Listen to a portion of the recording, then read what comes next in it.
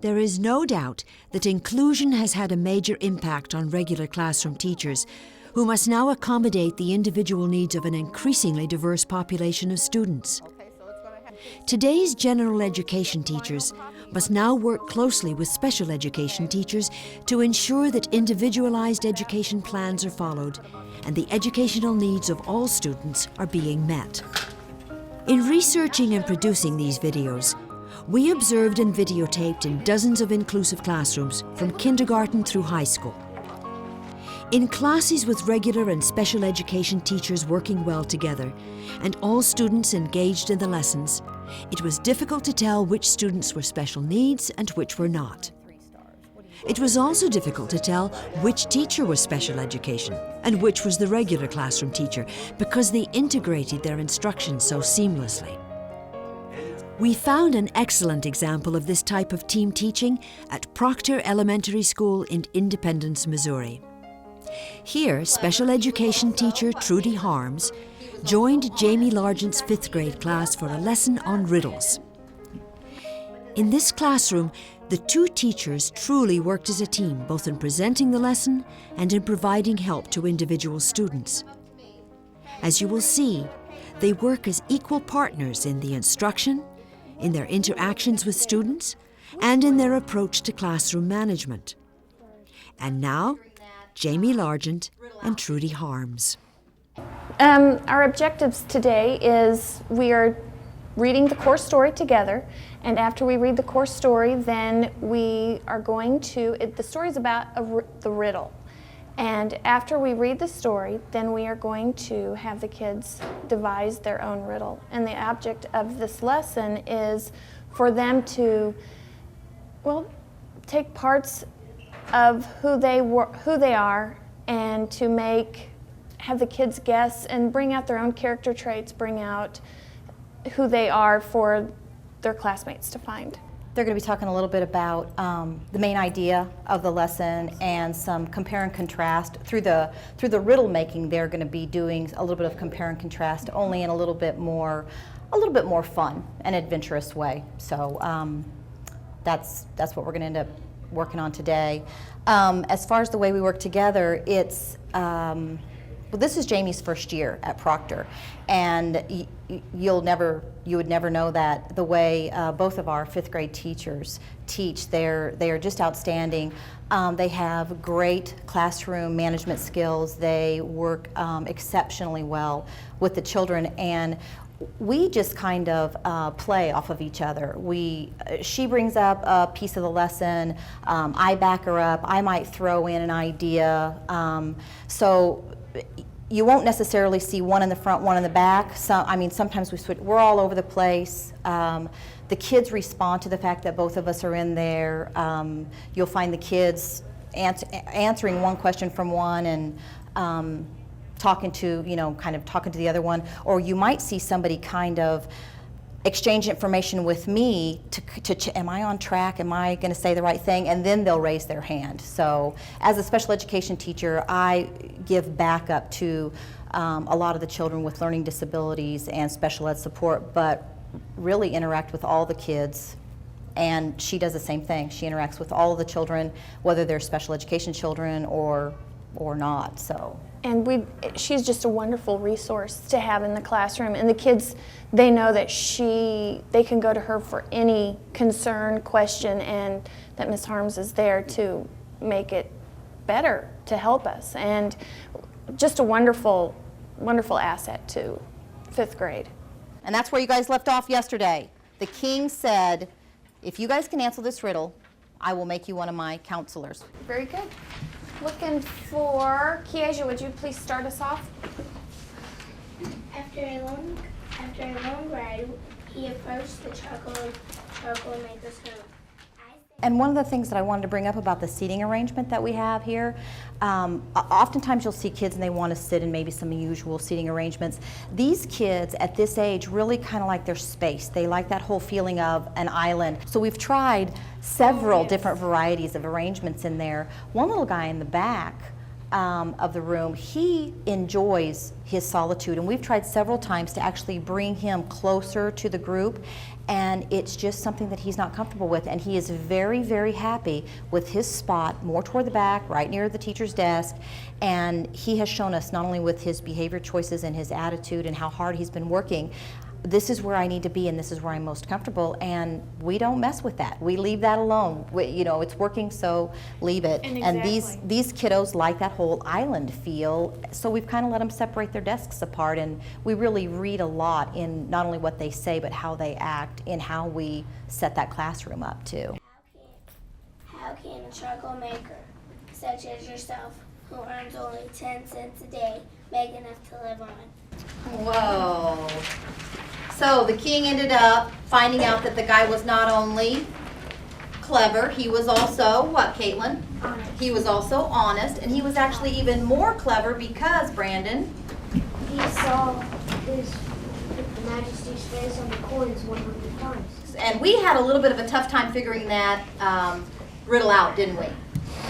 And yesterday, we told you guys that we were going to be coming up with some riddles, and Miss Largent has a plan here for how we're going to do that. So you probably aren't going to need your book anymore. Who can give me one component of what we're looking for in a riddle?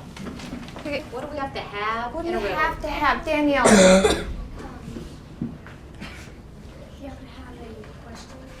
A question. Needs to be a question. Okay. Writing is difficult for many kids. Some of our kids are great writers, and it's kind of an easy task for them.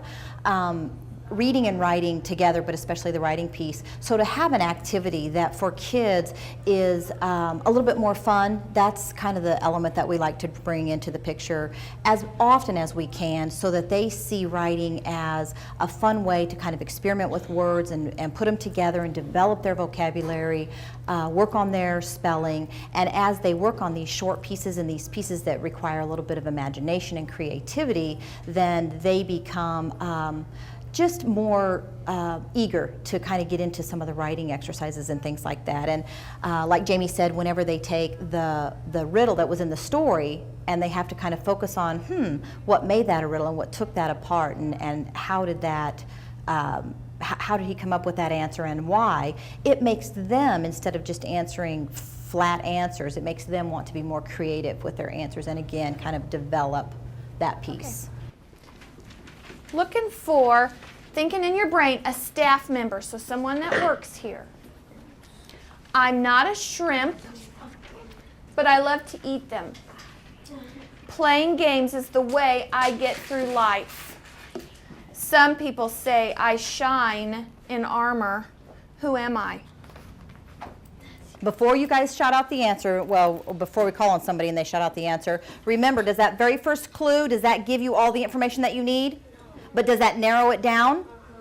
Okay, you guys are going to tell me how that narrows it down for you in just a second. And then the second clue, does it help you to narrow it down just a little bit more? But the last one, kind of a dead giveaway, right? Hopefully it's a dead giveaway. We'll see. So your clues kind of work in that fashion right there. Kyle. Mr. Knight. Mr. Knight. So what is it about the first clue that helped you narrow it down? Because he's not short, he's really tall. And the Okay. game thing gave it away. And then the second part was, what was the second part of the clue?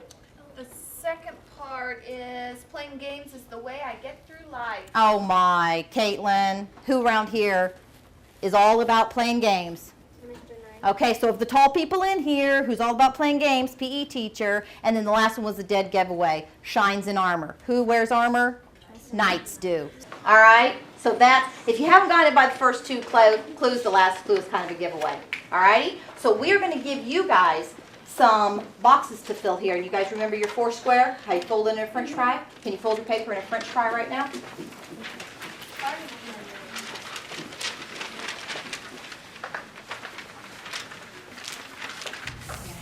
The district also has really adopted wanting the kids to put as much information as they can at first in an organizer. And then you saw them folding the paper and all of that. It takes a little bit of time, but that really helps them to dissect their thinking and put a little bit here and a little bit here. And then at the end, I can take all of that information and then compile this wonderful either riddle or story or anything. So the organizers really help, I think, that thinking process that they go through. Okay, remember, fold it over like a hot dog. Leave the top part uncreased if you can. Fold it like a hamburger up to that point. Pop a crease in there. When you open it up, you're going to have 4 boxes, and you're going to end up having, this part is not going to have a crease in it. And that's where your information is going to go over the top. Everybody ready with that? Anybody need help? Should we do one of me together? I think that's a great idea. She's going to Okay. explain what's going to go in your boxes. All right, so I need you to think with me. We need to move this. If you were going to write a riddle about me, how fun will that be? Who can remember what month is my birthday? Gabby? November. Oh, I knew you guys would remember. What's the number? I'm going to abbreviate. Is that okay? What is the number for November, the month? 11 is for, you know, because you count through the months. So that is 11. If I move over to the character trait, if you had to look up there in all of your niceness that you love your teacher so much, which one, if you had to pick a character trait for me, which one do you think we could just throw up there and it doesn't matter? Just give us one. Caitlin. Responsibility. Responsible. Oh, sorry, I'll try to write that. See, I had a really hard time picking one. No, not really. And maybe I'll want to bullet out ways I'm responsible. You know, maybe, Paige, what's one way to be responsible? Whenever someone gets hurt on the playground, you come and help them. So I help take care of them? Okay.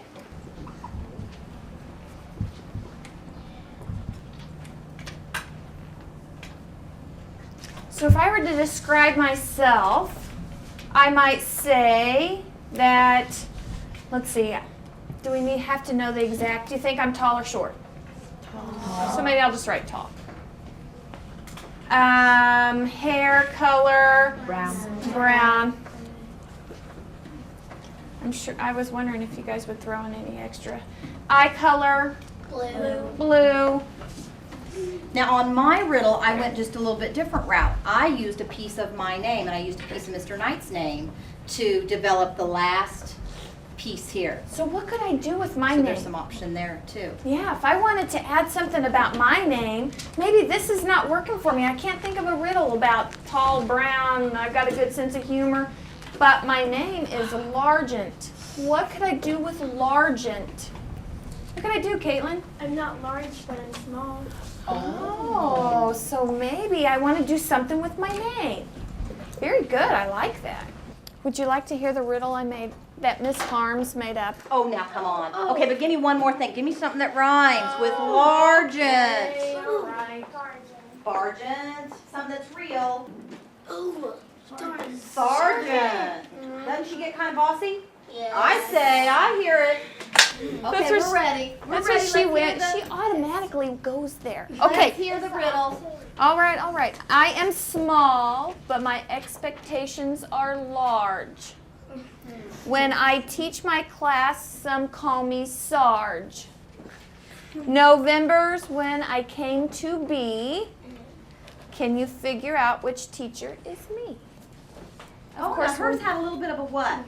What'd she have going there, Kyle? What'd she have going there? It had a little bit of a pattern, a little bit of a rhythm. What do we call that? Kind of like a Rhyme? rhyme. Rhyme. You're great. Does your riddle have to rhyme?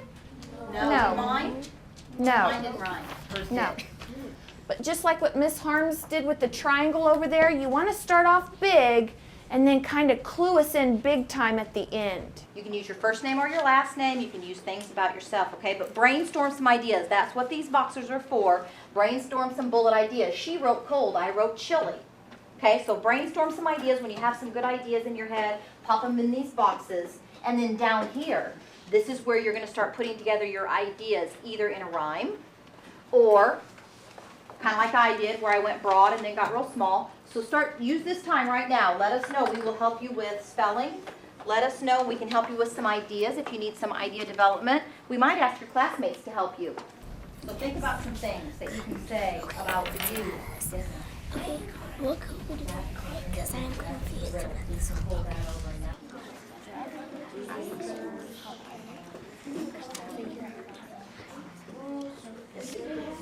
And the kids are going to automatically know that could be kind of your last. That could be kind of your last one. What if you looked up there, which one of those things do you think you show every day? Kyle has, we took the paper first and he had difficulty folding that, so we got that situated. And then he just needs sometimes just a jump start to get him going. And once the jump start takes place, then he's able to go with it. He has great ideas. He does. It's just getting them down in writing is a struggle for him, to put things in sequential order and to, just get the words and the thoughts written out. But he can sit there and tell them to you all day long, and he's got great little ideas. And he pays great attention to the stories, but just that whole idea about putting it down in writing is difficult for him. Try my best and have fun. Try your best and you have fun, don't you? Mm-hmm. Okay. So if I was going to describe Kyle, what do you think you look like? Maybe a little bit small, So maybe a little small. We'll write that down.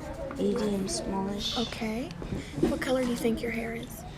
Well, it's sort of like brownish. Kind of a brown blonde? Yeah. Okay. Because when I was about 5 or so, my hair was blonde. Is that right? Really blonde. Very yeah. good. And if you could describe your personality, what do you think your personality is like? Do you think you're fun? You think you...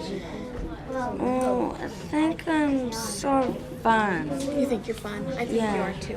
Because Okay. I do like to have fun. Yes, you do. So, your name is Kyle. Oh, Kyle, you have a great name to play with. Kyle, what's your last name? King. King. Like a king. Yes, we could do something fun with that, couldn't we? Because Yeah. your last name is King. So I wonder how we could start our riddle.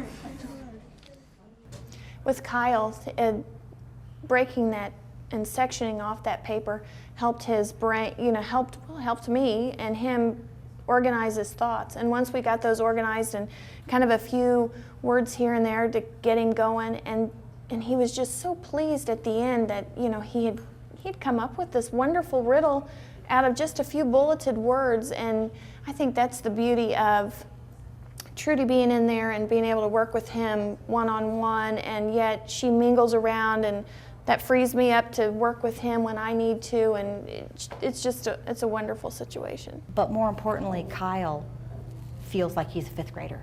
Absolutely. He feels like he knows he goes out, he knows he struggles with some things. He's very aware of all that, but many times through his day, because he's in there so much, because all of those kids are in there so much, he feels like a 5th grader, and he did that task and was there for the entire activity. And what a boost to his self-esteem, just to absolutely make him feel like I am part of this group, and he's accepted by those children as one of their peers. And they help him when he struggles, but for the most part, he knows I'm a 5th grade student. He doesn't sit or go to a different class or walk in a different line or look or feel any differently, like somehow or other he has some neon light that says, I'm different because I learned different. He's feeling very, very included in there.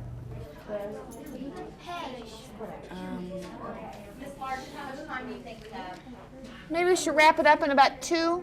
See, Does anybody have a riddle? we've got with them? we got one here. Okay. King of Proctor. I may be small, but I've got. Got great talent? Okay. How's that? That's perfect. Good job.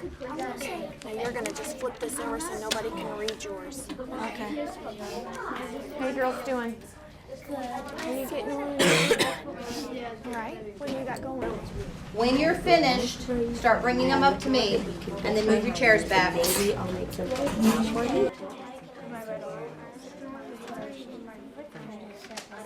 I hate spelling, but I'm good at it.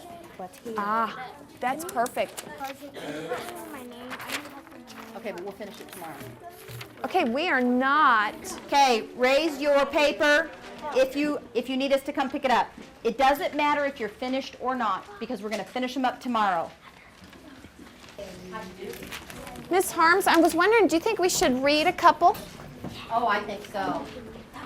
I'm looking at a couple of them now. The rest of them we'll read tomorrow.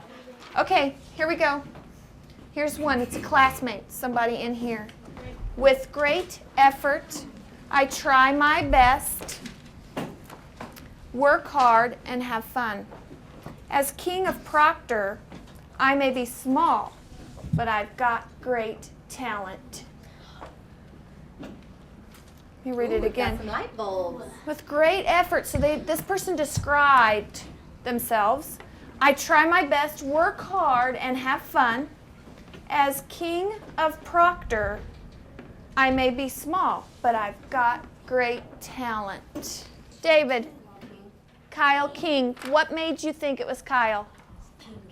King of Proctor. You, Kyle? Yes. Good job, nice riddle. What were your clues? To pick Kyle's work after he had worked on it there and been able to complete that task during that class setting, and then to have his work chosen, the reinforcement of the fact that I am one of this group is just astoundingly important to his self-esteem and his learning. It motivates his learning to do better and to put more effort.